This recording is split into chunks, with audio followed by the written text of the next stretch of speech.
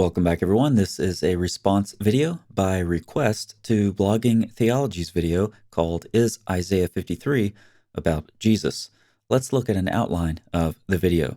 There's a 2-minute introduction followed by an overview of the servant songs, which ends at about the 5:36 mark. I'll refer to some of that throughout the video. However, the most relevant parts are from 5:37 to 13:08. But from that, we can subtract 7:34 through 9:27, where he does some popular level rambling about authorship. Just a brief note, if you're curious about the authorship of Isaiah, I recommend reading various perspectives from, and here's the key word, specialists. Blogging Theology is not an Isaiah specialist, nor is Bart Ehrman, who Blogging Theology appeals to. For those wondering why Blogging Theology appeals to a New Testament text critic, in a video about Isaiah, one suspects the answer may be found in the dominant religious views of his audience. By appealing to Bart Ehrman, Muslims' favorite scholar, he thereby satisfies the rigorous demands of his fans' confirmation bias. So let's listen to the most relevant section of the video about Isaiah 53. Again, that's 5:37 to 13:08, minus the aside regarding authorship between 7:34 and 9:27. I've increased the speed of his video to save time. Doesn't this sound exactly like Jesus? Isn't this a prophecy about what would happen to the Messiah? In response to that common Christian interpretation, several important points are to be made, he says. Number one, it is to be remembered that the prophets of the Hebrew Bible were not predicting things that were to happen hundreds of years in advance. They were speaking to their own contexts and delivering a message for their own people to hear about their own immediate futures.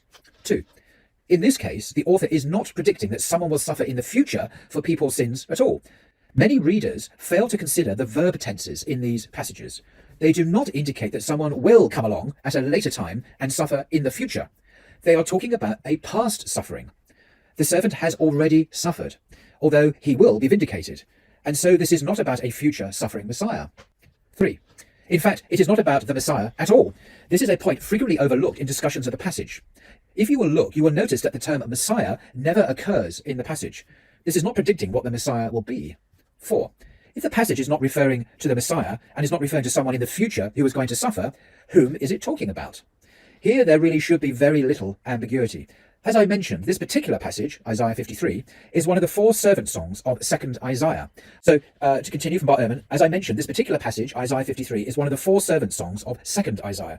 And so the question is, whom does 2nd Isaiah himself indicate that the servant is? And this is the question. Who is this servant? A careful reading of the passages makes the identification quite clear, says Bart Ehrman. But now hear, O Jacob, my servant, Israel, whom I have chosen, Isaiah 44, verse 1. Remember these things, O Jacob, and Israel, for you are my servant, Isaiah 44, 21. And he said to me, you are my servant, Israel, in whom I will be glorified, Isaiah 49, verse 3. The book of 2nd Isaiah itself indicates who the servant of the Lord is. It is Israel, God's people. Isaiah 53, when the author describes the servant's past sufferings, he is talking about the sufferings they have experienced by being destroyed and exiled by the Babylonians. This is a suffering that has come about because of sins, but the suffering will be vindicated because God will now restore Israel and bring them back to the land and enter into a new relationship with them. It may be fairly objected that the servant is said to suffer for our sins, not for his sins. Scholars have resolved that problem in a number of ways. It may be that the author is thinking that the portion of the people taken into exile has suffered for the sins of those in the land, some of them suffering for the sins of all. Those who have been taken into captivity have suffered displacement, loss, and exile for the sake of the sins of the nation. But now the servant, Israel, will be exalted and restored to a close relationship with God and will be used by him to bring about justice throughout the earth. There may be problems with this interpretation, as there always are with every interpretation, but the fact remains that the suffering servant is never described as the Messiah. His suffering is portrayed as a past instead of future event, and he is explicitly identified on several occasions as Israel. Later readers who have taken the passage as a reference to the Messiah, then, have seen Jesus as one who fills out, or fulfills, its original meaning, giving it a new meaning that it did not originally have. End quote. So there we have it. I know from my own research that what Bart Ehrman is explaining there is the standard scholarly view. There are some scholars who identify the suffering servant as Jeremiah, or even Isaiah himself.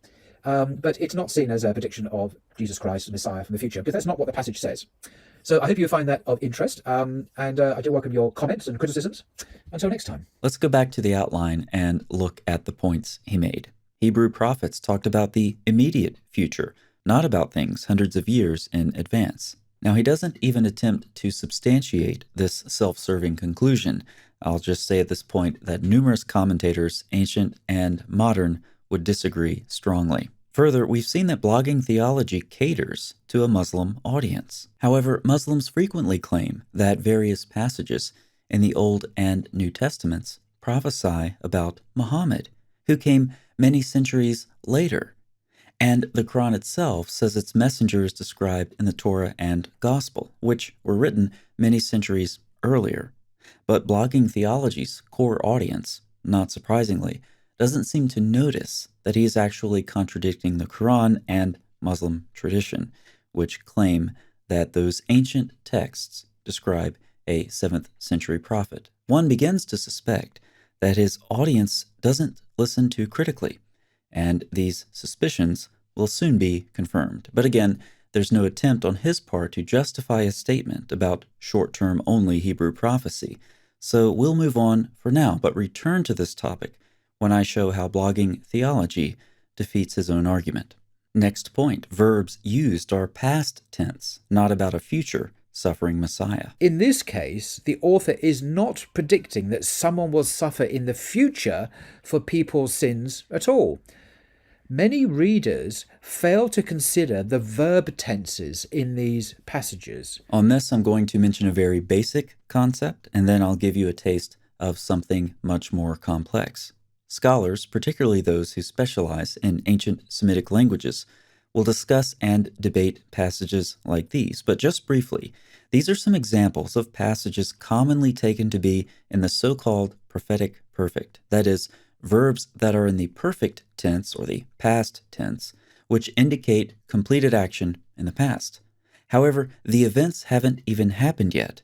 Different translations help to see what's going on. In Jeremiah 13, the ESV uses the past tense, following the Hebrew, while the Net Bible brings out the prophetic perfect, translating the past tense as a future prophecy, spoken with the certainty of events in the past.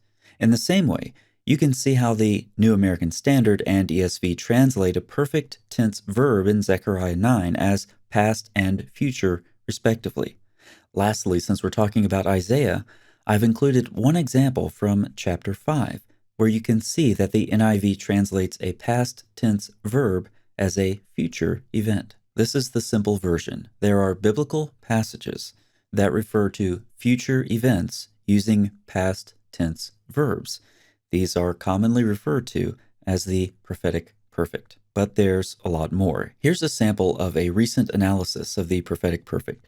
You can pause the video and read it in full if you like, but let me draw your attention to the underlined portions of this study, which I'll paraphrase. In some cases, past tense verbs appear to be used to refer to an event that has not yet occurred, so that would be the so-called prophetic perfect. However, Dr. Rogland encourages more nuance in these discussions, and rightly so. He says at the very least, this study indicates that one will need to avoid the blanket term of prophetic perfect and specify more precisely what is meant grammatically. So there's lots of detail that goes into these conversations from a grammatical perspective. I bring this up because though I mention the prophetic perfect and it is legitimate, I don't want to give you a simplistic description of these issues. There's actually a lot to consider. You also have additional features in prophetic texts which need to be accounted for. For example, the day of the Lord is both a past and future event in various passages, including in the book of Isaiah. Some call this prophetic foreshadowing, where the same text or concept refers to a past and future event simultaneously. And there are reasons that authors do this, but we won't get into those for now. If you're new to this conversation, here's what I want you to take away from it. If you hear someone say, many readers fail to consider the verb tenses in these passages. They do not indicate that someone will come along at a later time and suffer in the future. They are talking about a past suffering. you can safely conclude they have no idea what they're talking about. That goes for Blogging Theology, Bart Ehrman, or anyone else who regurgitates this popular level garbage. But let's go back to that verse in Isaiah that I showed you before. This is the first way Blogging Theology defeats his own argument, because as far as I can tell, he assumes Isaiah wrote chapters 1 through 39, and the rest was added later in various stages. Even though most of the text is rooted in the prophet called Isaiah, who lived in Judah during about 800 years BC, it's also widely believed the prophet did not write the entire book. And some of the reasons for this is that chapters 40 through to 55, if you read them, they seem to presuppose that Jerusalem has already been destroyed. So that first block, Isaiah 1 through to 39, is called First Isaiah in biblical scholarship. Second Isaiah are the chapters after that, written by an unknown scribe, probably centuries later, who added his words, added the text to the prophet Isaiah's original prophecy. Now, back to Isaiah 5:13. Recall that many scholars point to this verse as an example of the prophetic perfect, as a comparison of the NIV and New King James shows. Therefore my people will go, therefore my people have gone. This verse is before exile. However, it describes a future exile in the past tense. So blogging theology assumes that a past tense verb cannot refer to a future event, while simultaneously allowing for Isaiah writing chapter 5, which uses a past tense verb to refer to a future event. But that's not the only time blogging theology defeats his own argument. He also contradicts his own theory about Hebrew prophecy being only short-term concerning events in the immediate future. It is to be remembered that the prophets of the Hebrew Bible were not predicting things that were to happen hundreds of years in advance. They were speaking to their own contexts and delivering a message for their own people to hear about their own immediate futures. Even though most of the text is rooted in the prophet called Isaiah, who lived in Judah during about 800 years BC. So let's go back to Isaiah 5:13 and do the math using blogging theology's own numbers. We'll subtract the Babylonian exile, generally dated to 587 BC, from 800 years BC, whatever that means. The result is 213 years. So Isaiah, according to blogging theology, in 800 years BC, talked about an event hundreds of years later, not in the immediate future. However, he simultaneously argues that Hebrew prophets talk only about events in the immediate future, not hundreds of years later. Moving on to the next point, Isaiah 53 is not about a Messiah at all, since the word Messiah does not occur in Isaiah 53. If you will look, you will notice that the term Messiah never occurs in the passage. I'll refer to this objection with the phrase interpretation by keyword, whereby a passage must have a keyword present in order to be referring to a key figure or event. That's nonsense and self-defeating, and I'll use blogging theology's own methodology to prove that to you in two different ways. First, blogging theology appeals to widely held views. What he says, I happen to know, represents probably the most widely held view in biblical scholarship, as I say, representing probably the majority view, the consensus view of biblical studies. It's also widely believed the prophet did not write the entire book. However, it's a widely held view since ancient times that you don't have to have a key word present in order to refer to a key figure or event. I'll refer to this response to the interpretation by keyword fallacy as the response so obvious I shouldn't have to say it, but here we go anyway, because this is a response video, which does little more than point out the obvious for unthoughtful audiences who just want to hear what suits their agenda. So here are some examples of the response so obvious I shouldn't have to say it. 4Q Testimonia from the Dead Sea Scrolls lists a number of Messianic proof texts. Additionally, Psalm 110 is interpreted messianically in 11Q Melchizedek and the similitudes of Enoch. There are other examples I could give, but I'll stop there. Take a look through your Hebrew Bible and see how many times the word Messiah is mentioned in these Messianic proof texts. The answer is 0. So it's been widely held since ancient times that you do not have to have a keyword present in order to refer to a key figure or event. But since we're talking about Isaiah 53 and widely held views, let me read a little bit to you from Daniel Boyarin. I cannot overstate the extent to which the interpretation of this passage, referring to Isaiah 53, has anchored the conventional view of Judaism's relationship to Messianism. It has been generally assumed by modern folks that Jews have always given the passage a metaphorical reading, understanding the suffering servant to refer to the people of Israel, and that it was the Christians who changed and distorted its meaning to make it refer to Jesus. Quite the contrary. We now know that many Jewish authorities, maybe even most, until nearly the modern period, have read Isaiah 53 as being about the Messiah. Until the last few centuries, the allegorical reading was a minority position.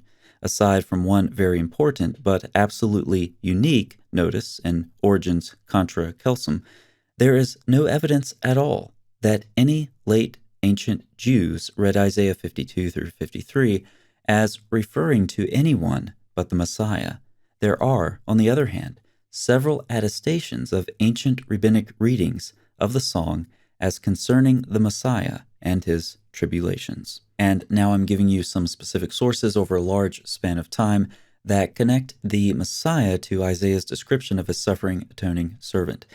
If Blogging Theology wants more specific references, he can read these texts on his own, since he clearly hasn't taken the time to familiarize himself with any of this material thus far. Therefore, regarding his preference for widely held opinions, Probably the most widely held view. There you have it. Now here's the second way that Blogging Theology defeats his own interpretation by keyword hermeneutic. You see, he knows the identity of the unnamed suffering servant in Isaiah 53. The book of 2nd Isaiah itself indicates who the servant of the Lord is. It is Israel, God's people. But what's missing from the servant song in question? The key word, Israel. Notice Blogging Theology's blunder. Because the passage doesn't contain the word Messiah, it can't refer to the Messiah. But it can refer to Israel, even though the passage doesn't contain the word Israel. Oh, but Blogging Theology will say, yes, but you use other texts to identify the servant of Isaiah 53, even though the servant is not named. Yep, and you can do that with the Messianic interpretation as well. Blogging Theology will do one, but not the other, in order to suit his agenda. But there are additional problems with his own methodology. Again, he pretends to be familiar with critical scholarly theories about Isaiah. Recall my allegation that he rambled on about authorship earlier.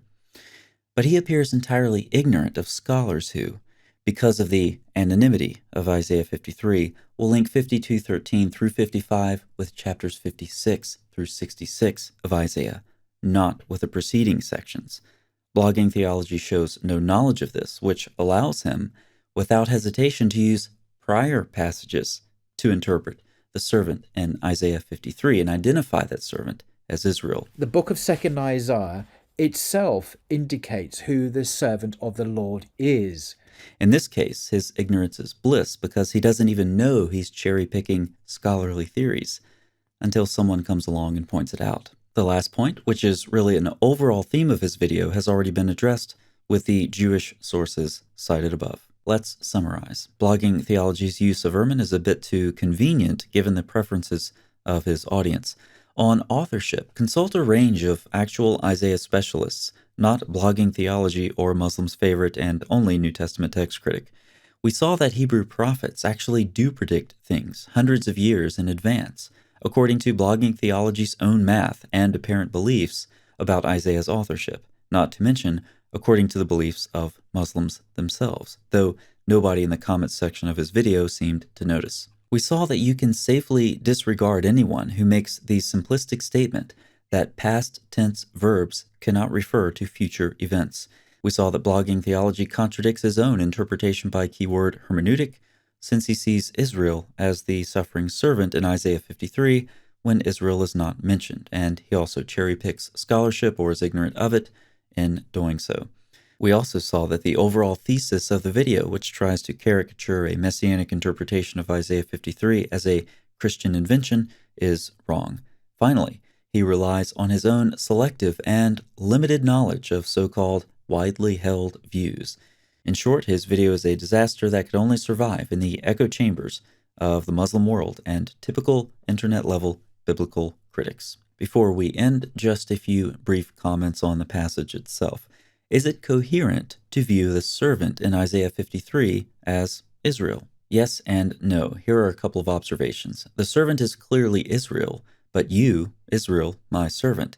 However, elsewhere, the servant's mission is to Israel. You should be my servant to raise up the tribes of Jacob and to bring back the preserved of Israel. These texts also demonstrate both the corporate and individual nature of the servant, complicating a theory that identifies the servant simply as Israel. Another observation is that the servant is high, lifted up, and exalted. This language is used, of course, positively of God elsewhere in Isaiah, but negatively of Israel. The servant is described in the way humans are, and God is, and is both Israel and on a mission to Israel, is both corporate and individual. This ambiguity could only be clarified when the Messiah appears. Given the widely accepted Messianic interpretation of the passage, that's really not a question. The question is the identity of the Messiah. For further study and to see a cogent interpretation of how Jesus fits the human and divine, Israel but not Israel, corporate and individual descriptions, see the recommended reading in the description box. Thanks so much for watching. I'll see you next time.